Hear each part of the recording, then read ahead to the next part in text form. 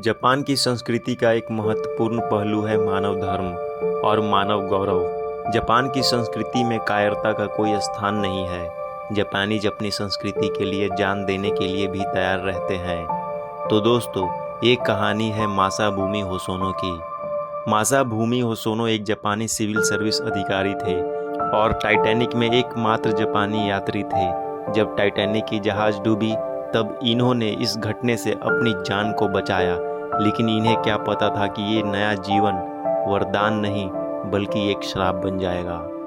मासाबुमी होसोनो का जन्म 15 अक्टूबर 1870 में हुआ था।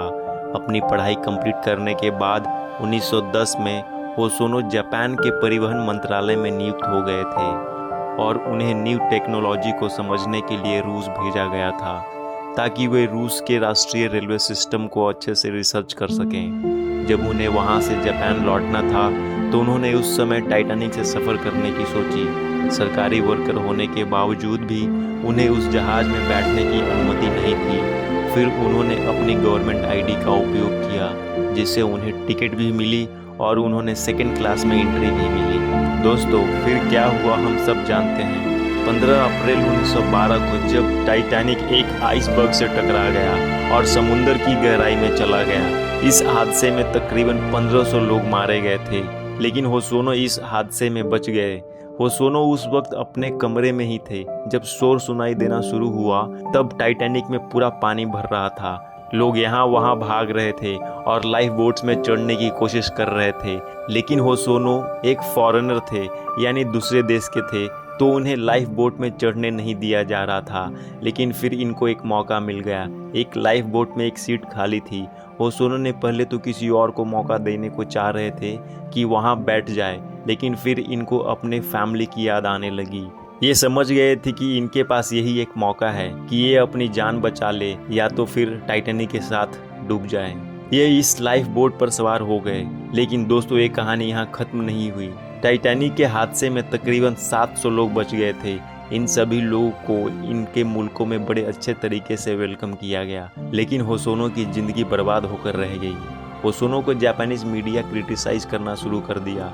लोग इनको नापसंद करना शुरू कर दिए क्योंकि उनकी नज़र में होसोनो ने कायरता का काम किया था। उन्होंने सिर्फ अपनी जान बचाकर वहाँ समुद्र में महिलाएं और बच्चों को मरते हुए छोड़कर इन्होंने अपनी जान बचाकर भाग आए थे और ये जापानी संस्कृति के खिलाफ थी। इसी वजह से इन्हें जापान में बहुत ही तिरस्कार और बहुत ही बेइज्जती का सामना करना पड़ा। यहाँ तक कि इनको नौकरी से भी निकाल दिया गया था, लेकिन बाद में वापस से इन्हें वो नौकरी पर रखा गया। लेकिन होसोनो इसी गिल्ट में अपने जीवन को व्यतीत कर रहे थे कि इनकी कोई बात नहीं समझ पा रहा था और आखिरकार इनकी मौत 1939 में हो गई।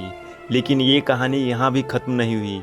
इस घटने की वजह से इनके बच्चों तक को भी इस बेइज्जती का सामना करना पड़ा।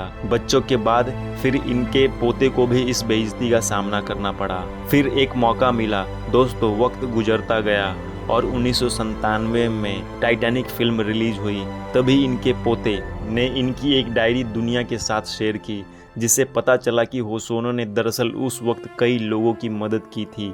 एक अमेरिकन रिसर्च मैट टेलर ने इस पर काफ़ी रिसर्च की और दुनिया को बताया कि होसोनो कोई बुज़दिल आदमी नहीं था, बल्कि इसने पूरी कोशिश की थी कि उस वक्त अपनी जान की परवाह किए बगैर दूसरे लोगों की मदद करे।